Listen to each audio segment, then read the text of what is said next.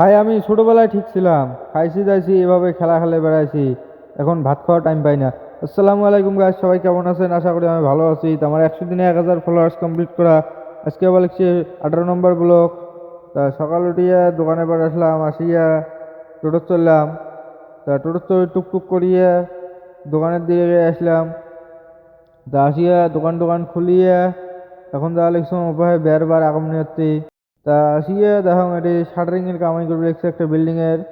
তা এটি দেখি টেহিয়া অল্প না পরে আসলাম দোকানে। এটি তাই আমার দোকানে শাটার তুলে দিয়ে আমার দোকানের মধ্যে এটি বসি মেলা কেন এটি বসে থেকে মোবাইল টোবাইল দেখলাম। তো দেখার পরে দুপুরবেলা দোকান বন্ধ করে থুয়ে বাড়ি আসলাম। আসি খাওয়া দাওয়া করিয়ে আবার বেরোলাম দোকান যাওয়ার জন্যে।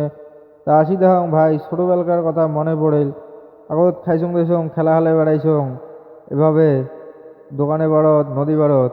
এখন ভাই এখন ভাত খাওয়া টাইমও হয় না, এমন হয়ে গেছি।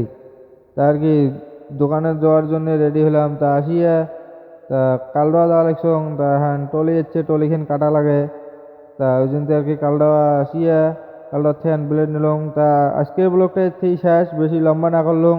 তা ব্লগটা ভালো লাগলে কমেন্ট করবেন।